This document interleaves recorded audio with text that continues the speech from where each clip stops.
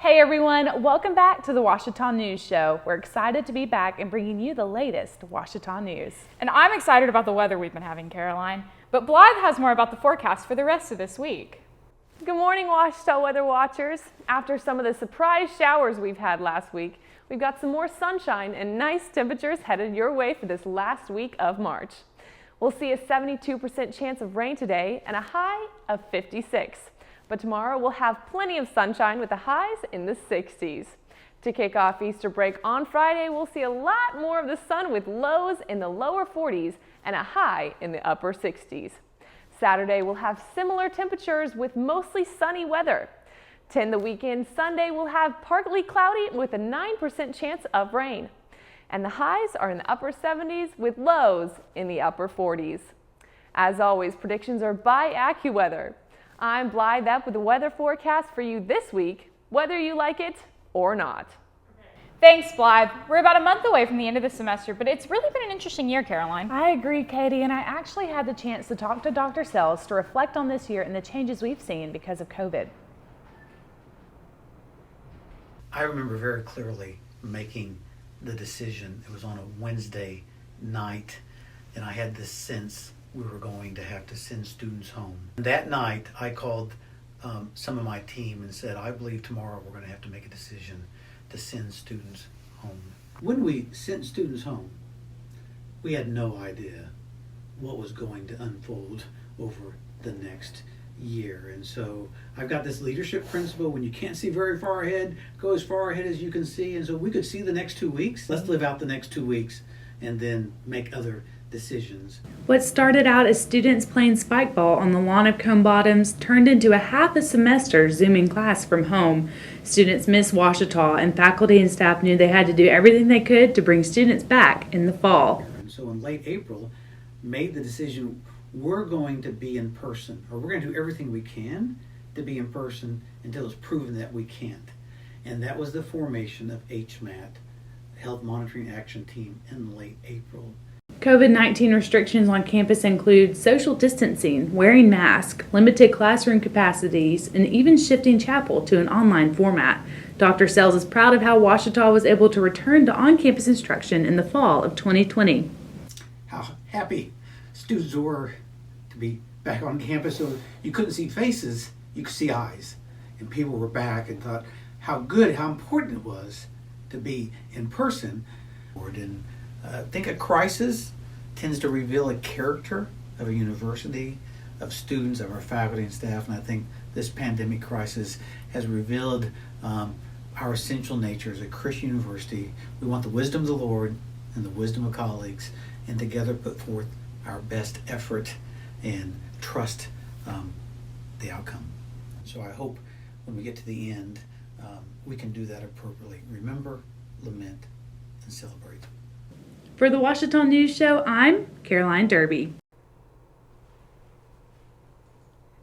We've come so far, and it's really been a good year despite all of the hardships.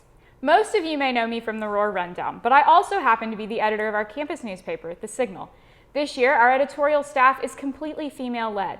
Here's Wyatt Ashlock with more about this year's historic staff.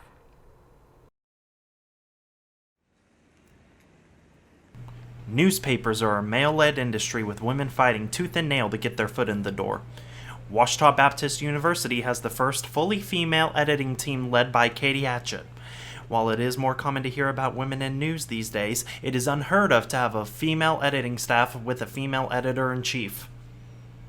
It's just something that I really wanted from the beginning of my sophomore year. I was like, you know what, I really think I want to be editor-in-chief. And so it was just really cool to actually get to that point where they were asking me, do you want this job? And of course I said yes. Even in 2021, stereotypes still exist around newspaper editors and sports editors for papers. One story that really touched me was from Dr. Deborah Root, and she said that she had been a sports editor for a local paper before, and men wouldn't let her into the press box sometimes, and she'd have to sit in the rain taking scores because people didn't believe she was the sports editor. And that just really drove me to want to do something that is predominantly done by men and prove that it can be done. I felt really honored to get to be in this position and be a part of making that history. With many of these editors graduating, Sarah Patterson is ready to take the mantle on as the next female editor-in-chief for the Signal. My plans as editor-in-chief are not that exciting. I really love the format for the paper that we have now, and so my main thing is I want to keep having it look the way that it does now, and I just want to make sure that it's really clean and just solid and consistent every week. So I'm definitely a perfectionist when it comes to that sort of thing. So I'm excited to just be able to put a little bit of my own personal style on it, but just keep it being a good, consistent, and informative paper. The OBU Signal editing team continues to make history while telling history. For the Ouachita News Show, I'm Wyatt Ashlock. We've had an amazing year with the paper so far, and my staff and I are looking forward to finishing out the rest of the semester. Ouachita has had some pretty famous alumni, and Julius Pruitt is another name we can add to that list. I had a chance to talk with him about his time here at Ouachita and with the Miami Dolphins. For Julius Pruitt, Ouachita was always his first choice, so agreeing to play football here was a no-brainer for him. And so once it came time when Coach Derby and Coach Knight, started recruiting me, that's the only visit I took. It just felt like the place that I should be, and I haven't regretted it since. Pruitt left Ouachita in 2009 in hopes of playing in the NFL. He played as an undrafted free agent from 2009 to 2012, and being in the NFL was a lot different from playing Division II football. I mean, it was a learning experience. Mm-hmm. The competition went, it skyrocketed. And it was one of those things where even though I wasn't as pushed as much on the D2 level, or even in college football in general, but the second I got there, I had to find a niche. And it was one of those things where I really had to hone in and try to be irreplaceable. Because, as an undrafted free agent, nothing is really guaranteed.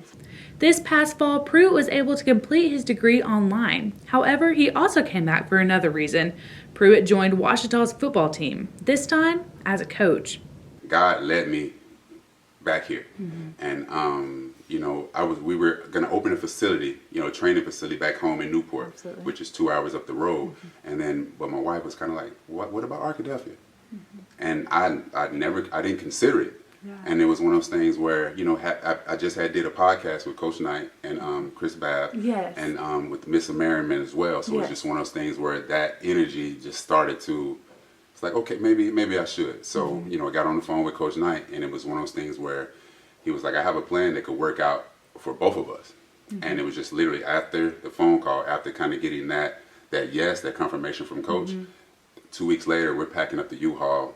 Coaching is different than playing football, but Pruitt has found that his time in the NFL has been very useful in connecting with Ouachita's football players. A lot of guys here, they want to get to the next level, and just being around, like, they come ask me different questions and things like that, where they're just trying to figure out what can they do to better themselves here in order to get them to the next level. For Pruitt, his purpose as a coach is very clear. I just want to grow Absolutely. with them as long as they're here. For the Ouachita News Show, I'm Caroline Derby.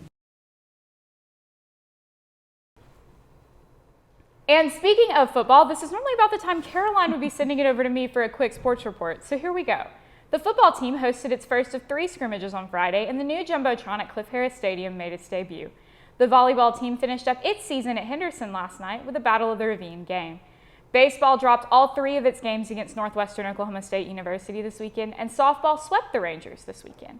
As usual, be on the lookout for this week's episode of the Roar Rundown, airing this Friday. Okay, how'd I do, Caroline? That was really quick, Katie. Proud of you. And that's all we've got this week for you, Tigers. Be sure to follow us on Instagram at Ouachita News and at Ouachita Weather Watch. And as always, stay purple, Tiger Nation. Stay safe, stay happy, and stay healthy too. We'll see you next week with more of the latest Ouachita news.